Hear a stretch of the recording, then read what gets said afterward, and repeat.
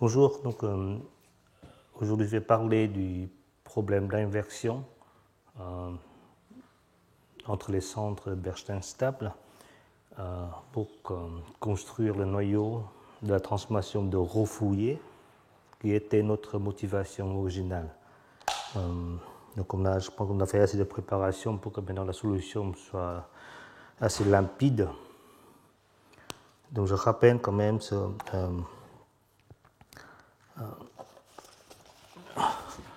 on se restreint bien sûr au cas G égale Sn2 de F.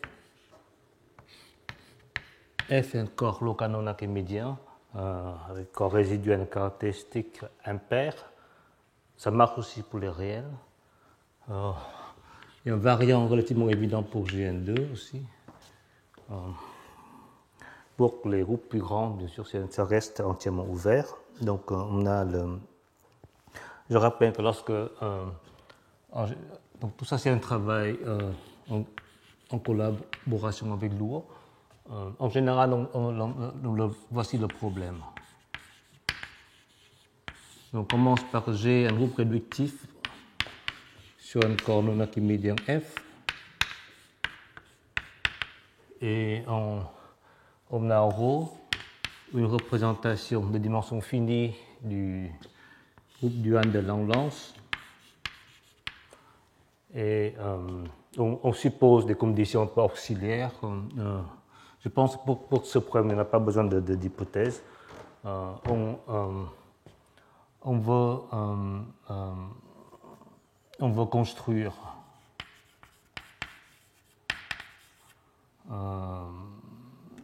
J-Rho, donc un élément de l'ensemble Bernstein stable avec un Rho pour une condition de pôle telle que gamma de J-Rho de pi et gamma de pi Rho. Donc ici, c'est le facteur de gamma de Langlands.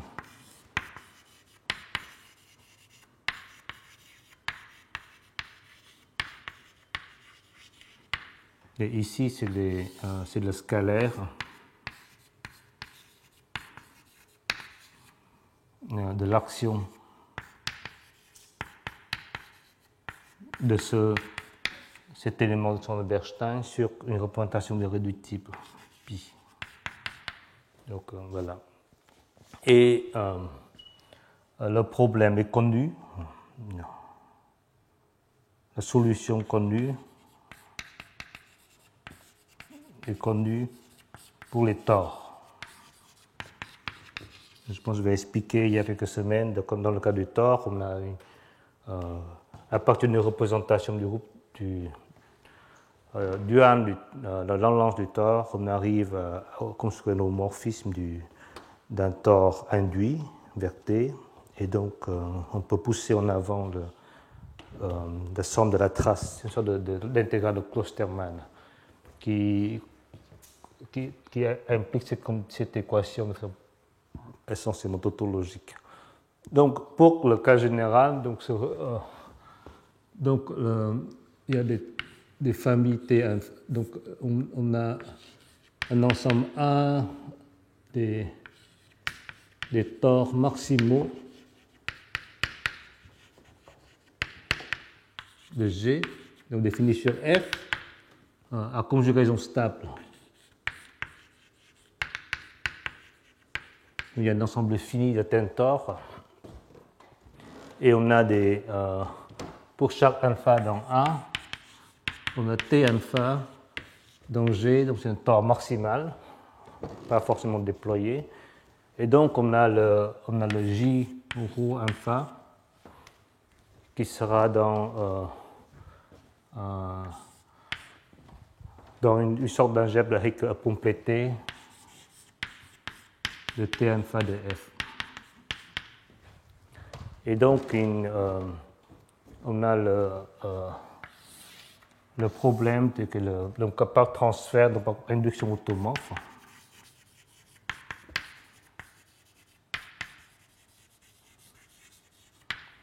on on a l'homomorphisme du centre de Bernstein-stable de G. Je vais oublier le ρ. Ce n'est pas très correct, mais mais je pense qu'il n'y a pas de problème. Donc ça, c'est le que je rappelle ρ alpha. Et donc la conjecture sera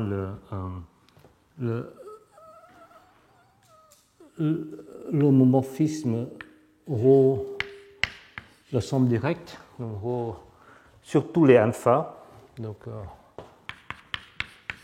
somme de 1 ρ alpha, qui va de somme stable vers la somme sur les alpha dans 1 de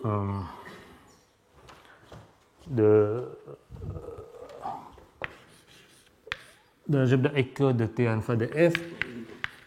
Donc tout ça, il faut mettre une sorte de ρ-version ici pour être correct. Et est injectif. Est injectif. Et l'image, somme d'image, peut caractériser par la fonctoralité.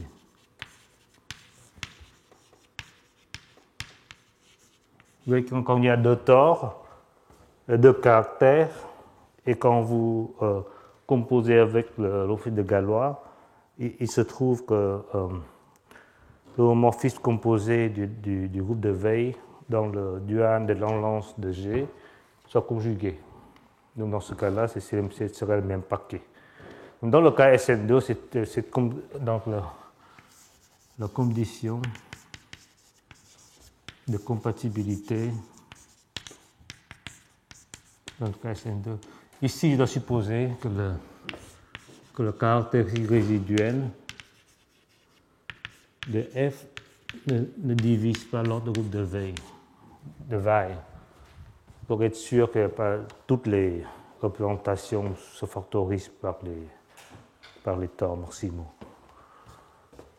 Donc, pour SF2, donc dans ce cas-là, la caractéristique résiduelle est impaire. Donc, dans ce cas-là, il y a 4 tores. Donc, il y a alpha, c'est 0, 1, plus ou moins 1,5. Donc, 0, c'est l'extension quadratique déployée. 1, c'est l'extension non ramifiée. Et il y a 2 extensions ramifiées, je dénote, plus 1,5 ou moins 1,5 au choix. Et donc, dans ce cas-là, on a ρ plus. Donc, il y a somme de 4 termes, de ZST, dans somme de alpha dans cette ensemble de 0, 1, plus ou moins 1,5, de H, T alpha de F. Et ici, l'image de ρ plus, ce sera les J alpha ρ dans HT alpha de F, tel que voici la liste de conditions de compatibilité. Donc, d'abord, on aura pour alpha R à 0 et état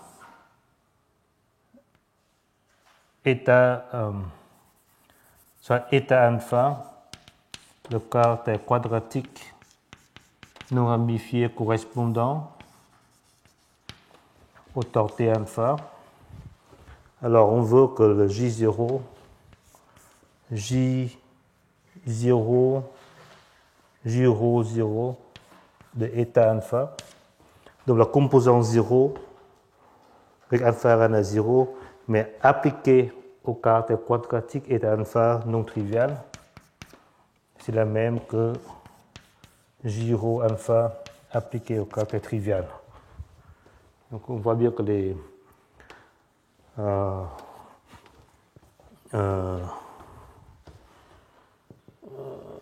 ça c'est la série, série principale, correspondant au caractère quadratique non trivial.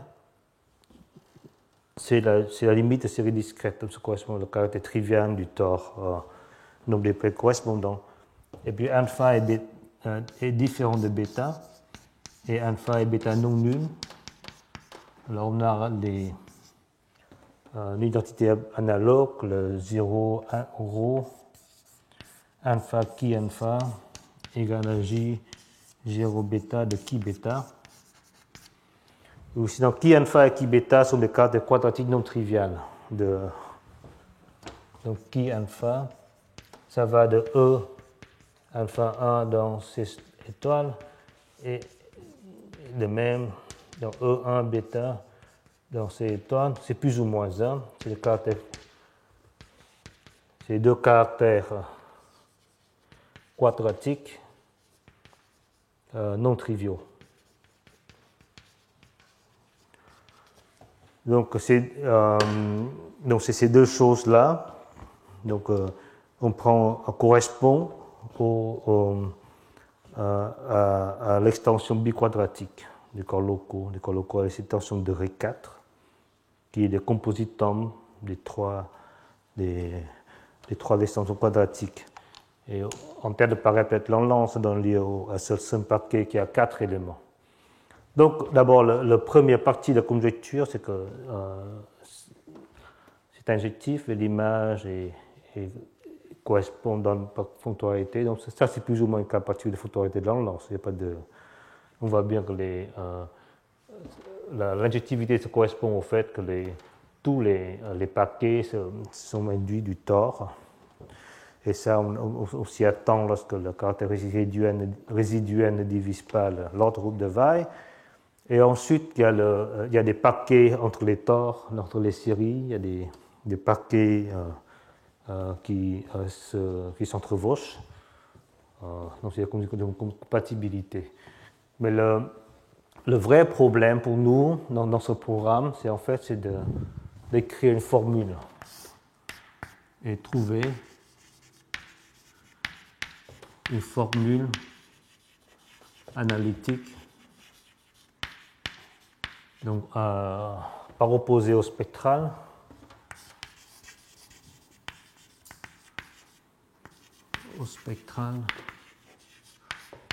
de Giraud. Donc c'est ça que j'appelle le problème d'inversion, c'est de trouver une formule pour la solution. Voilà. Donc ce problème, pour l'instant, n'est résolu dans le SN2, dans ce travail en commun avec Luo. Mais j'aimerais bien croire que la méthode qu'on s'emploie est assez générale pour donner un espoir que le problème peut être résolu en plus général. Alors, pour résoudre, en fait, ici c'est un problème qui se formule purement, qui se formule purement en tête de centre de Bernstein stable, mais pour le résoudre, il faut introduire le quotient stable. Donc, je rappelle, il y a ce quotient stable. Ce peut être une file peut-être, qui est la même chose que je notais SO de H, donc c'est l'ensemble des intégrales orbites instables des fonctions de Hecke. Donc c'est un module sur le sens de Bernstein stable. Et ici, on a la somme sur les tores maximaux. Donc ici, c'est des H de T alpha F. Et ici, c'est le ρ plus qu'on a introduit. Donc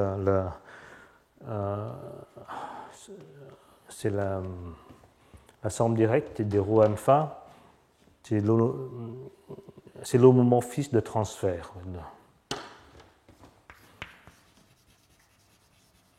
C'est l'homomorphisme de transfert pour l'induction automorphe.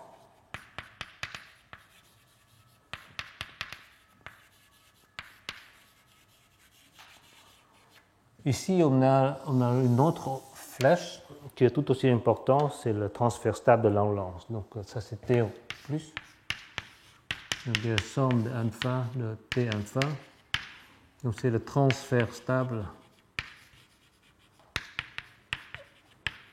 de Langlands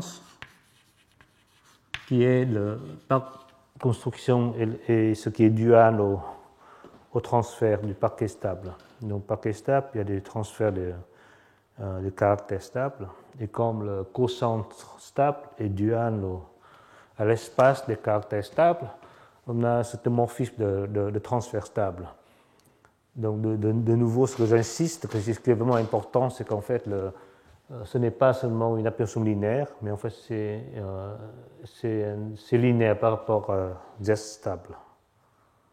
Le fait que la construction même, sur le spectralement, ça veut dire simplement que cette flèche est en fait ZST linéaire. Et pour compléter le tout, on a ce truc que j'appelle l'affort prime. J'aurais dû appeler l'affort tout simple. Donc ça, c'est une application ZST linéaire canonique, donc qui est bien définie pour tous les groupes, qui vérifie l'équation relativement l'équation. Enfin, la seule équation qui peut s'écrire, c'est que on veut que l'image, donc ça agit par le scalaire sur la trace ici. Donc ici, il n'y a que la trace qui a un centre, ici, il n'y a que le scalaire, et on veut que ça soit égal. Et voilà. Et dans le cas SN2, il se trouve qu'on peut écrire tous ces trois flèches, enfin au moins ces deux-là, le transfert stable et ça soumet aussi la descente, s'écrit par des formules analytiques. Donc je rappelle qu'un élément dans le ZST stable est fini, ce qui veut dire qu'en tant que fonction sur la variété de Bernstein, la fonction est supportée par un nombre fini de composantes. Et dans ce cas-là, la distribution invariante est en fait une fonction invariante et localement intégrable. Et du fait qu'il est stablement invariant, la fonction elle-même est stablement invariante. Donc on peut écrire une fonction de variable trace dans le cas SN2. Donc c'est une façon d'une variable.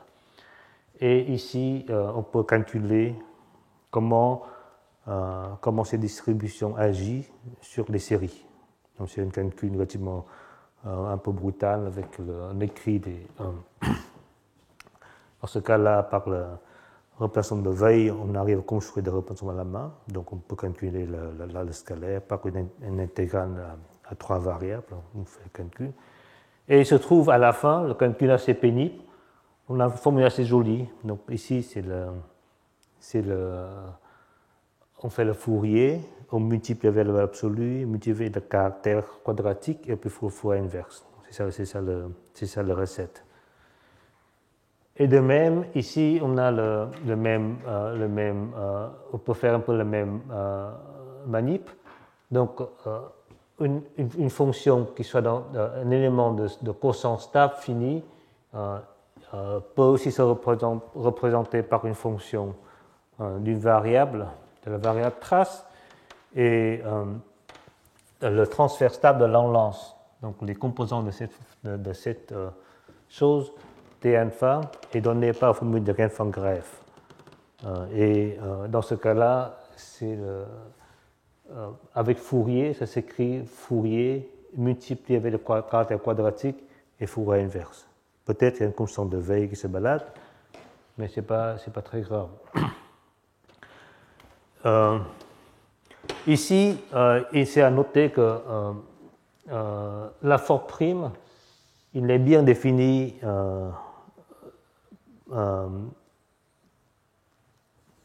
par théorie de représentation, mais on n'a pas une formule analytique complète.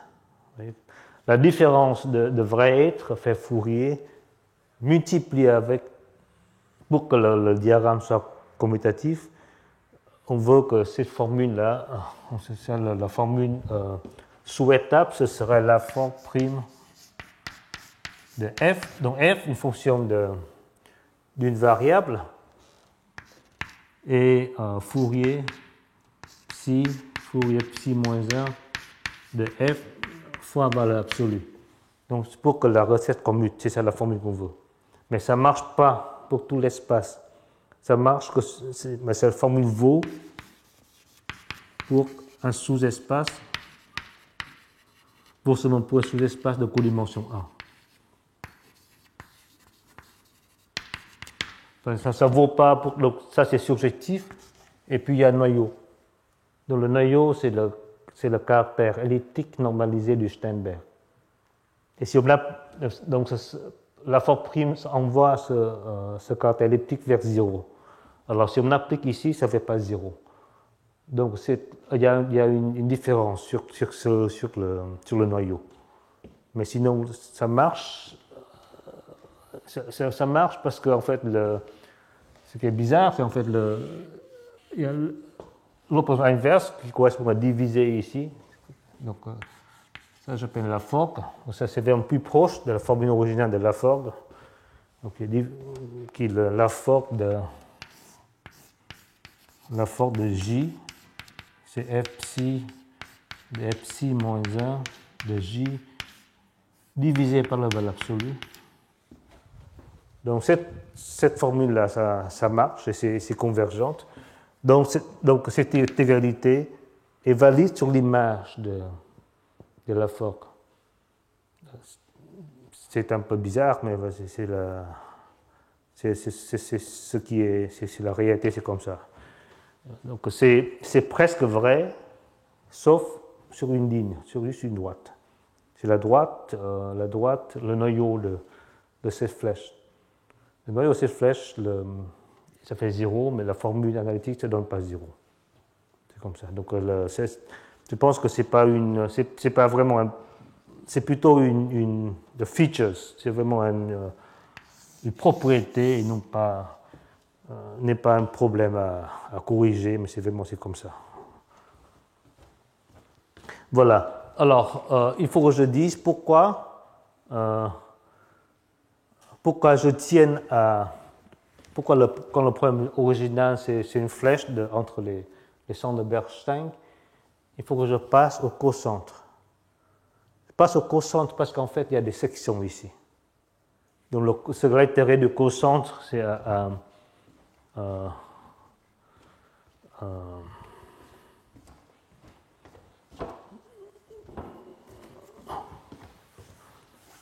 j'écris ici, c'est la forme prime à une expression analytique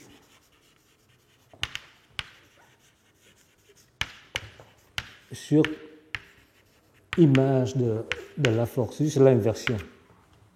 Et là, la formule analytique marche, mais pas sur tout l'espace qui est un sous-espace de codim 1. Donc c'est l'espace des fonctions de cocentre qui l'intégrale nulle, qui est lorsqu'on on la couple avec la fonction constante. La deuxième remarque, c'est en fait grâce à l'orthogonalité elliptique de Kashdan,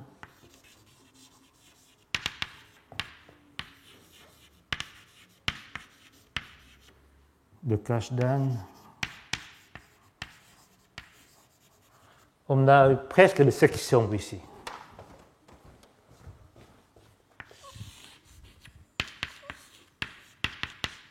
Sur les alpha non zéro, on a ce qu'on appelle epsilon alpha plus. Donc on a des sections. On a des quasi-sections. Epsilon alpha plus de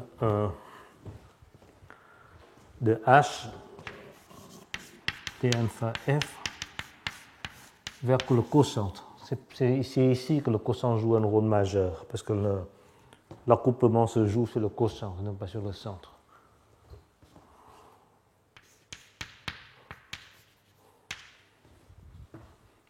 Vous voyez,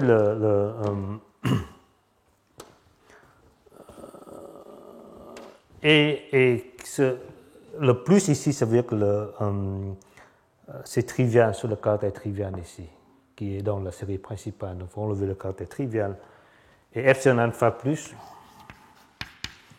a une expression analytique.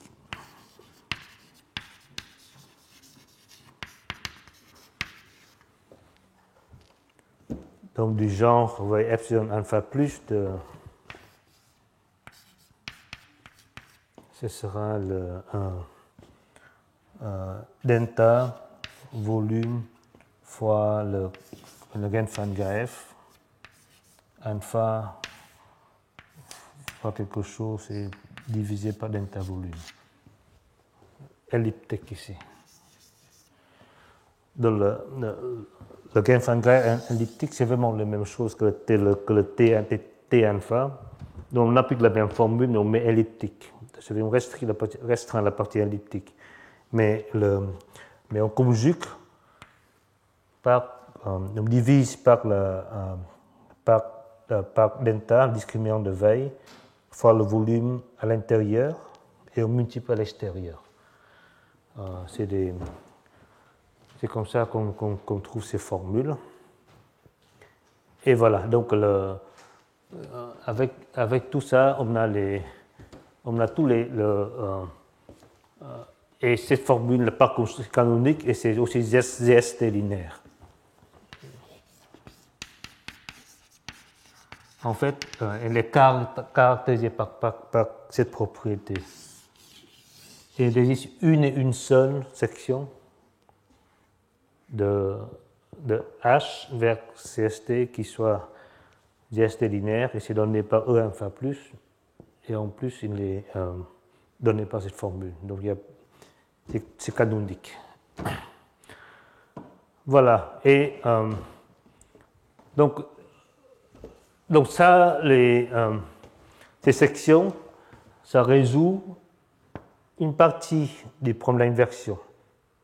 Lorsqu'on remplace Z par C, c'est quoi des sections? Il y a un problème, il faut arranger des choses pour que, comme ne fait pas double comptage, triple comptage avec le parquet à 4 éléments, mais à part de ces problèmes de management, il n'y a pas de problème. Donc ça, c'est alpha plus, ça essentiellement résout le problème d'inversion sur la partie cuspidale.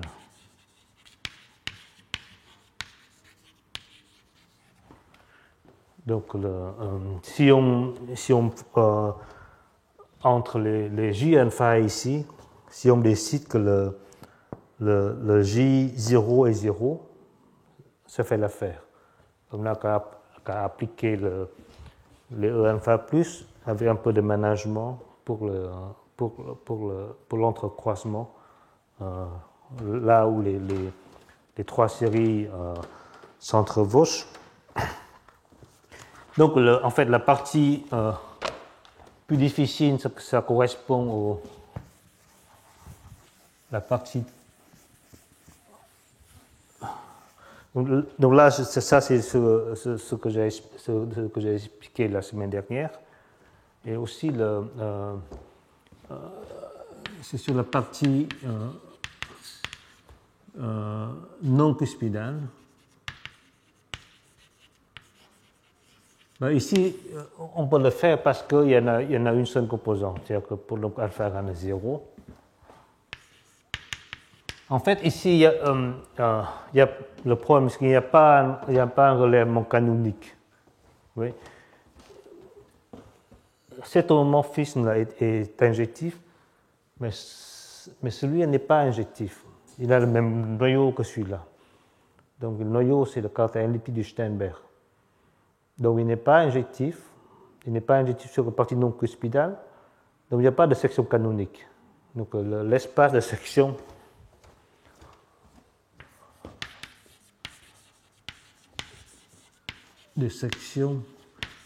GST linéaire. Pardon, il y a un taux alpha ici, il faut prendre la partie stable par involution de H T0F, taux 0 dans le sens stable et C vectorienne de dimension 1. Enfin, c'est enfin un torseur. C'est un torseur. Il n'y a pas le point 0. C'est un torseur sous un C vectorien dimension 1. Et donc, c'est à cause du fait que le noyau de taux plus est la même chose que le noyau de la forme prime. Et c'est le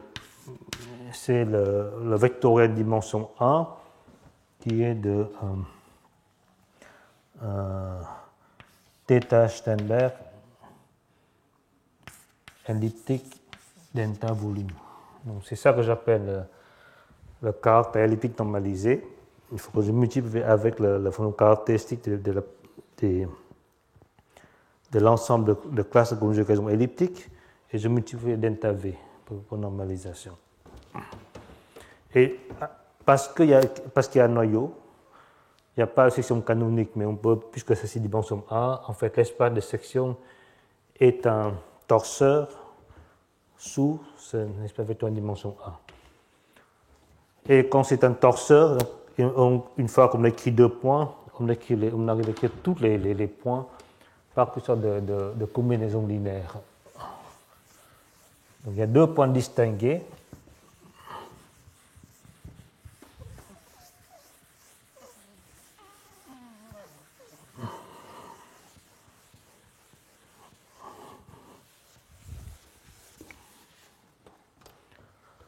Il y a 2 sections distinguées qui est caractérisée par donc ça je répète epsilon 0. Donc c'est epsilon 0 orthogonal à trivial et epsilon 0 orthogonal à Steinberg. On va l'écrire et toutes les sections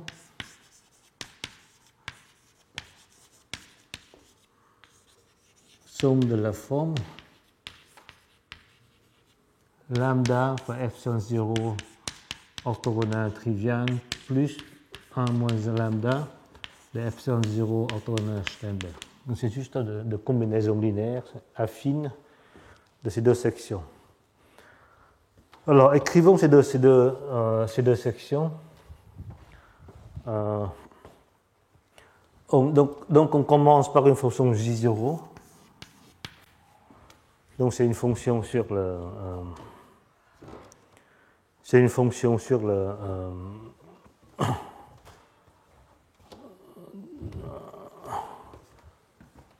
c'est une fonction sur le dans le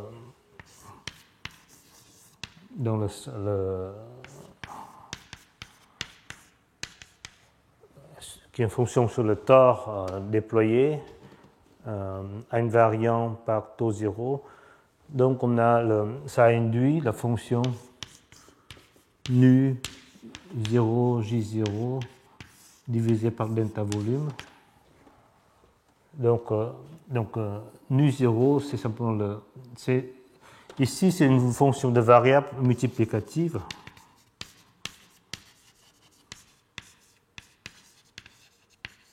Et puis invariant par taux 0, donc on fait juste un changement dans une fonction de variable trace. C'est la même fonction, mais on change en variable trace, donc en variable additive, mais bien sûr, elle est supportée par des éléments qui sont la trace d'un élément hyperbolique. Et puis il y a cette opération, comme toujours, il faut diviser par delta volume. Et donc, d'abord, on écrit cette fonction. Donc ça, c'est un peu au début ce que j'appelle la section naïve. On prend ça juste sur la partie 0. Mais bien sûr, le problème, c'est que donc cette fonction-là, sur la partie principale, elle agit bien sur les séries principales. Parce que les caractères des séries principales sont supportés par ces parties-là. Donc ça, c'est parfait pour les séries principales. Mais Mandelbrot, cette fonction, elle agit non trivialement sur les séries discrètes, sur le cuspidal. Parce que les caractères des romans supercuspidales, elles ne sont pas supportées sur la partie elliptique. Elles dépassent un peu dans la partie hyperbolique. Donc ces fonctions-là, elles n'agissent pas par 0. Donc ce qu'on veut, donc on l'écrit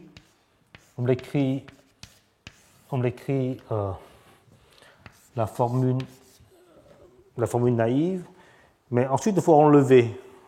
Il faut faire une sorte de compensation pour qu'elle agisse sur les trivialement sur la partie cuspidale, mais on sait le faire parce qu'on connaît par exemple pour le tore non ramifié, on a T1 dans le transfert de Langlands de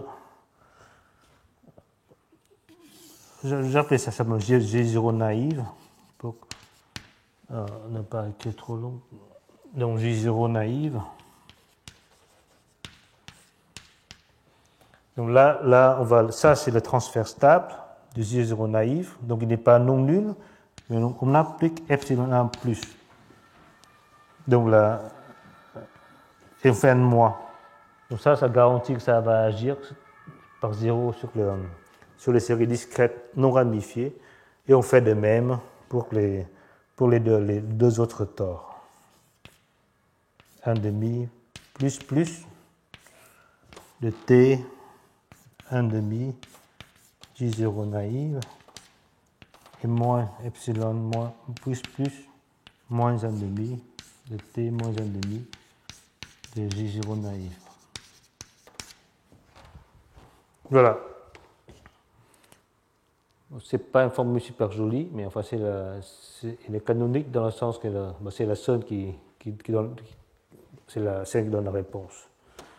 Elle n'est pas super géométrique, mais enfin ça fait une somme des termes. Chaque terme, c'est une allure géométrique. Ça fait vraiment des intégrales, pas trop de Fourier. Alors, mais quand on fait des sommes, j'ai un peu du mal à comprendre géométriquement cette somme. Donc, ce qui est vraiment un problème pour moi, c'est pourquoi on fait une somme. Donc, ce n'est pas complètement géométrique, c'est pas comme un spectral. Donc, chaque terme, c'est vraiment géométrique, mais on doit faire la somme qui correspond toujours à cette. En fait, ça correspond plus ou moins au forme original parce qu'on a posé sous terme de tore. Donc, c'est inévitable comme la solution est de cette forme. Mais ce n'est pas fini. Donc ici, on a une expression qui, à partir d'une fonction sur la partie, sur le tore déployé, on construit une fonction de variable trace qui agit sur les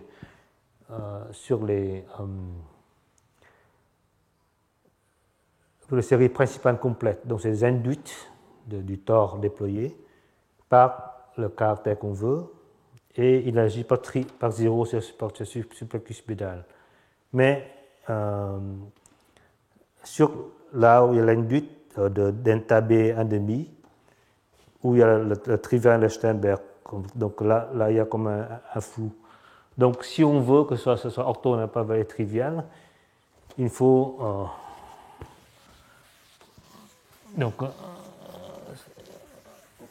de nouveau on doit faire quelque chose d'un peu affreux. Donc on va tout ce bazar, on va l'appeler, epsilon provision de J0. Donc ça c'est la formule qui a ses propriétés que j'ai dit. Il agit par 0 sur les cuspidales. Il agit bien sur les induites complètes la série principale complète. Mais il n'est pas clair parce qu'on ne connaît pas la réponse sur toutes les représentations, ce n'est pas un GST linéaire. Pour ce GST linéaire, il faut avoir l'information sur toutes les représentations. Donc c'est pour ça qu'il faut d'abord, il y a le... J'aurais pas dû effacer ça, mais c'est pas grave, trop tard.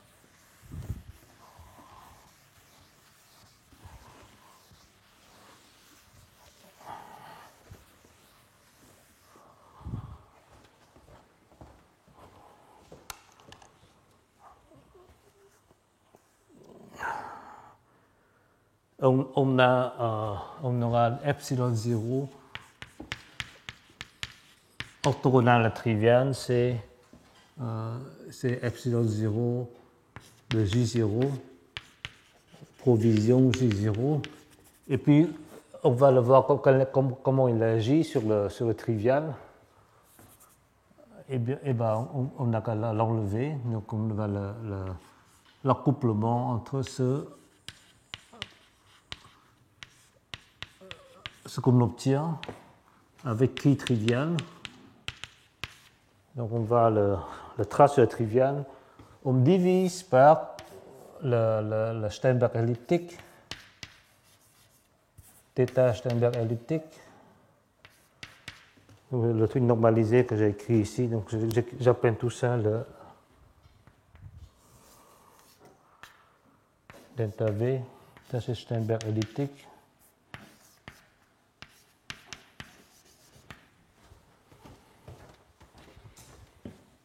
Et Q trivial. Et fois le θ elliptique Steinberg. En faisant cette manip, je suis sûr que l'image soit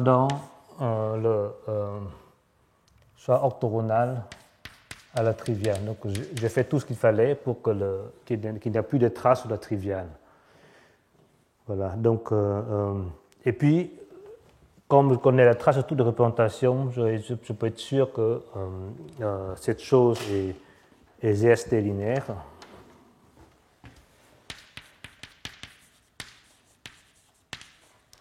Et bien sûr, je peux faire la même chose pour epsilon 0 Steinberg. On parle même donc de la partie provisionnelle, J0. Et puis, donc ici, là, du coup, sur le Steinberg, c'est juste 1. Le quart elliptique du θ Steinberg elliptique contre le qui Steinberg, c'est 1 par définition. Donc, j'ai juste là. C'est plus joli en quelque sorte. Donc, le qui θ Steinberg. θ elliptique Steinberg. Donc, j'ai deux sections. C'est deux sections ZST linéaires. Et les autres sont une sorte de combinaison linéaire de ces deux sections. Voilà. Alors maintenant, pour le problème original, on n'a besoin que de la première section. Parce qu'on veut justement une section qui va dans l'orthogonale triviale, l'image de la Fock. Donc, comme original, donc on a la formule, l'inversion J0. Ce sera donc epsilon 0, ce sera donc la Fock prime de epsilon 0 trivial de J0 plus epsilon 1 plus de J1 plus epsilon 1 demi plus de J1 demi plus epsilon plus moins 1 demi de J1 demi. Donc ça c'est la formule complète du noyau Fourier. Donc, de nouveau, je répète que sur la partie cuspidale, c'est relativement limpide. On applique le epsilon 1 plus, epsilon 1 demi plus, l'unique section ZZST linéaire, qui sont données par la formule là-bas, donc une sorte de Gendt-Van Graeff, conjuguée par delta volume. Et les plus ici, c'est des petits ménagements pour éviter à triplement compter le parquet à 4 éléments. La partie la plus compliquée, c'est la partie principale, où on doit faire un truc provisionnel et ensuite corriger par un thème pour être sûr que le tout soit orthogonal à la triviale. Et une fois orthogonal à la triviale, la forme prime, comme j'avais dit au début, a une formule analytique, seulement pour le sous-espace qui est orthogonal à la triviale. Voilà. Oui. Et dans le cours de la forme, quand il a fait son exposé, il avait une formule pour le noyau. Non, il n'avait pas de formule. Non, la force. En fait, la force, il n'a pas compris il n'avait pas le transfert, il n'avait pas de section. Tout ce qu'il avait remarqué, c'est que, au début, le truc le plus évident, c'est qu'on prend on prend J0, J1, J1,5, et on peut le mettre ensemble, sans rien faire. Donc ça fait une fonction de variable trace. Et il dit qu'il a remarqué que ça n'agit pas bien sur la triviale. Donc il faut appliquer sur la forme prime ou la forme pour qu'il n'agisse pas la partie triviale. Mais il ne savait pas quoi faire pour les parties supercuspidales. Donc tout se formalise justement pour qu'il y avait la forme, mais il faut faire des manipulations sur le facteur de transfert stable et l'orthogonale elliptique pour avoir une formule correcte pour le noyau. Voilà. Donc je pense que ça c'est la réponse complète du problème de trouver le noyau de Fourier. Il est joli ou pas, c'est vraiment une question de goût, mais en fait au moins il a l'intérêt d'être la formule correcte, de démontrer. Et tous les intégrales sont régularisés et convergent. Voilà, et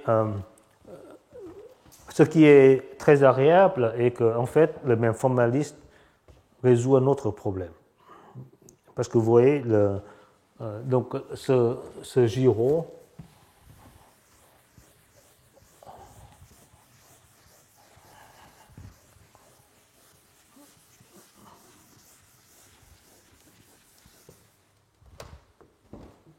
donc maintenant, on a le point de transformation de Hankel.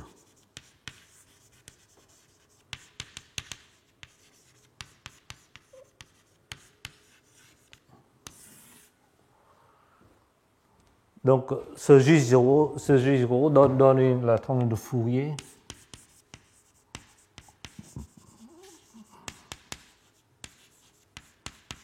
de rho Fourier qui est H donne J0 convolé avec H.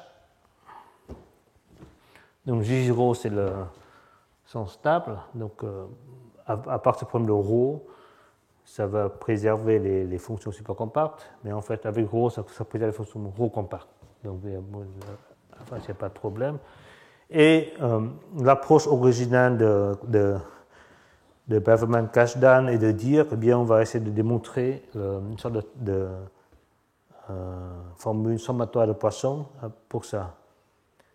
Mais à mon avis, c'est quasiment voué à l'échec parce que c'est trop gros. Sauf dans le cas principal où Giraud, c'est vraiment le même Fourier, donc là, il n'y a pas de problème en général, quand même, la formule qu'on voit, il n'est pas...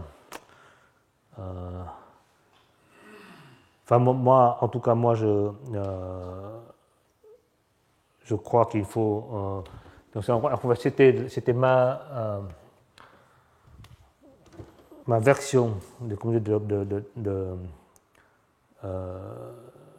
de communauté de Braverman-Kashdan, c'est en fait au lieu de de chercher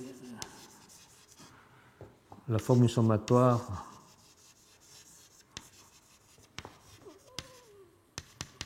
pour rho Fourier. On devrait chercher, on devrait la chercher après prendre les intervalles orbitaux instables. Donc vous voyez, l'intervalle orbitaux instable, dans ce cas c'est un intervalle complètement clair, on a une famille de rho fonctions. Donc, en fait, donc on a le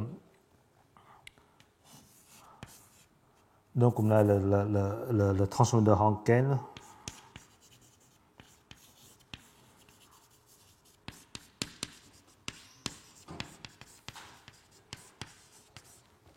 Donc, je n'ai peut-être pas une terrible idée, mais il faut H rho, Hankel rho. Il fait que Hankel rho appliqué à SO de H, c'est Hankel rho appliqué à SO de rho de J rho de H, pardon. Hankel rho SO de H, c'est la même chose que Hankel c'est la même chose que SO de J rho de H. Donc si on applique Fourier, on prend les intervalles bêta stables, c'est la même chose que de prendre les intervalles bêta stables et prendre le Hankel. Donc le Hankel, c'est un opérateur du cocentre dans le cocentre. Et puisque le cocentre ne représente pas des fonctions sur une espace affine, c'est peut-être plus abordable de chercher une formule sommatoire dessus. Donc il y a un problème, c'est de comprendre le Hankel. Et en fait, comme vous voyez, ici, c'est relativement limpide. A priori, la formule est vraiment compliquée, parce que même dans le cas usuel, le cas Goudmont-Jacquet, on prend GN2 ou SN2, et rho, la standard, il y a Everling a donné une formule pour Hankel. Formule pour Hankel, même pas stable, donc pour instable. Le parti instable est plus compliqué que stable. Mais même lorsqu'on stabilise la formule d'Everling, ça donne quand même un truc compliqué. Mais ce que je dis ici, c'est qu'en fait, Hankel rho n'est autre que l'action de J rho sur SOH.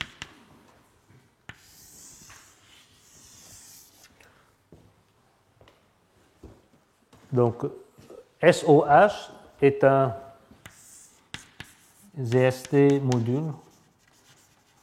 Donc, J rho à un rho près, c'est un élément de ZST. Et cette transformation qui est après compliquée, ce n'est autre que le structure module. C'est la multiplication de l'élément du centre dans le cocentre. Et le problème, c'est que même si algébriquement, c'est relativement limpide ce que c'est, écrire, mais en fait, c'est comme le problème, c'est écrire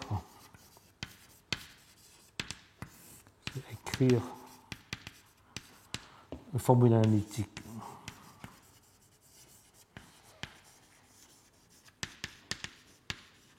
Pour la multiplication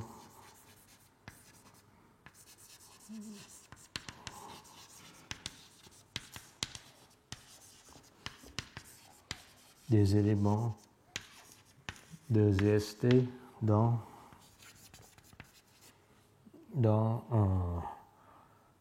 SOH, dans le quotient stable.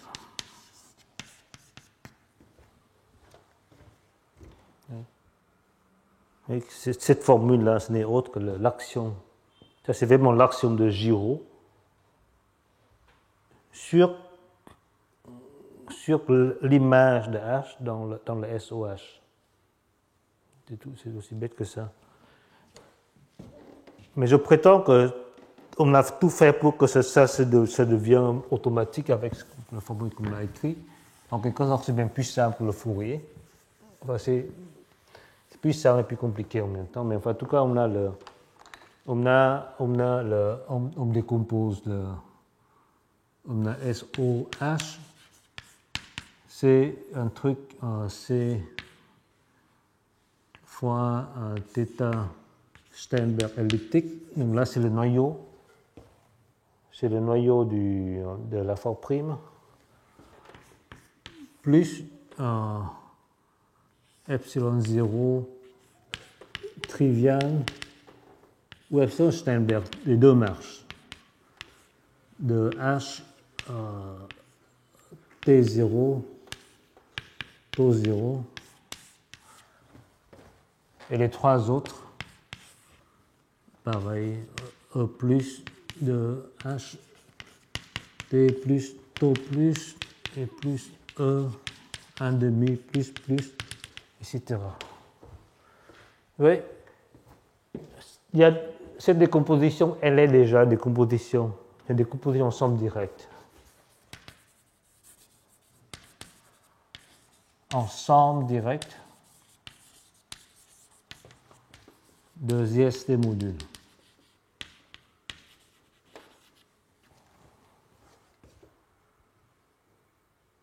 Par construction, tout est ZST linéaire. Donc, il n'est pas totalement canonique à cause de cette partie de torsion.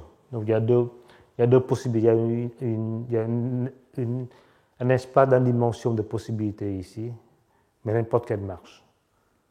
Et sur ce chacun, on a des formules analytiques, donc on applique les formules. Donc ça, donc composé en module, donc ça donne des formules, au moins deux formules analytiques pour l'action de ZST sur SOH. Sur ZST sur CST. Donc c'est un peu bizarre, mais les deux possibilités marchent. Il y a des formules équivalentes. Aucune n'est vraiment jolie. Enfin, surtout, tous ces facteurs-là sont jolis. Sur la partie difficile, il y a n'est pas. Donc il y a vraiment problème. Enfin, la partie principale est la plus difficile et on peut dire que c'est pas très joli. Mais je termine aujourd'hui par dire qu'en fait c'est là où même si c'est pas joli, c'est là où on obtient des choses plus intéressantes. Donc une conséquence vraiment un peu. C'est déjà pour moi, au moins, c'est déjà assez surprenant qu'on arrive à trouver une formule analytique pour la transformer en Ken pour si peu cher. Mais en fait, en suivant le chemin, ça donne en fait une corollaire qui est complètement inattendue pour moi. En fait, ça donne une formule analytique.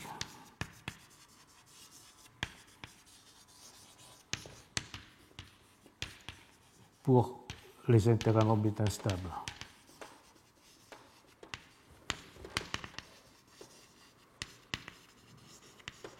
Okay. Je trouve le travail sur l'infondamentale, c'est vrai que ça, c'est des choses qui semblent incalculables. Ou dans l'exposé de Gaëtan Chenevier, il dit qu'il fallait des 3000 l'heure de machine, 3 jours ou 10 jours de cluster d'Orsay pour calculer ces intérêts en orbite instable. Mais au moins dans le cas SN2, on a une formule limpide. Et je pense que la formule existe en général, mais je ne connais pas tous les composantes en cas général. Mais donc si on prend H, qui est dans H non ramifié,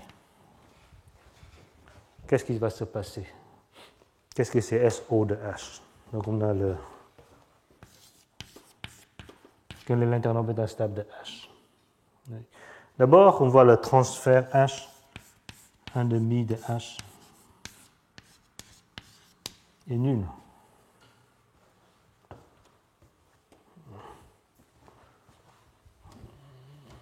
Enfin, le transfert non ramifié, le transfert ramifié, le taux ramifié est nul. Donc le taux 1,5 moins de H est nul aussi. Donc dans cette somme-là, déjà les deux derniers termes sont nuls. Ce terme n'est peut-être pas nul. Le taux 1 de H n'est pas nécessairement nul. Parce que il y a quand même là où la série principale intersecte avec la série non ramifiée. En le caractère trivial, c'est dans la limite des séries discrètes, mais epsilon 1 plus est nul. Si on enlève le caractère trivial de la série discrète correspondant au temps non ramifié, c'est nul. Donc, et on sait aussi que quand H est non ramifié, il va être dans orthogonal Sternberg. Il agit par 0 sur Sternberg. Vous voyez ici. Donc le corollaire ici, c'est que pour H dans H non ramifié, eh bien SO de H, c'est epsilon 0 orthogonal Sternberg de s'attaquer de H.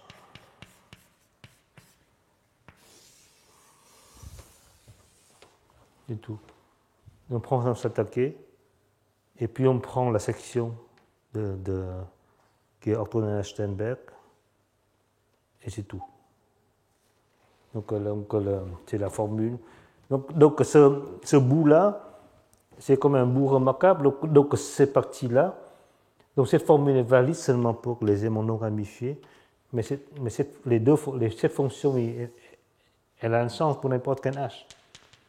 Donc pour n'importe quelle fonction sur le tore, sur la partie non ramifiée, il y a un exemple canonique.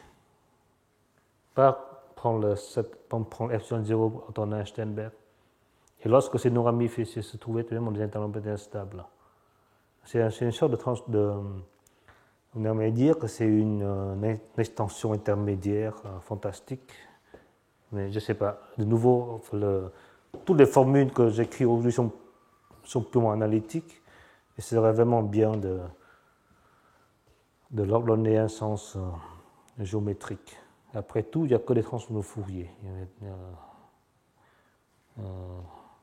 Un peu élaboré, il y a multiple avec le caractère multiple la valeur absolue ou le caractère quadratique, mais quand même, il y a les formules sont un peu laborieuses, mais toutes les composantes, enfin qui les composent, sont relativement simples. Bon, voilà, c'est ce que j'ai à dire aujourd'hui. Donc la semaine prochaine, je vais refaire un sorte de panorama où nous en sommes avec ce programme de Bavman-Kashdan.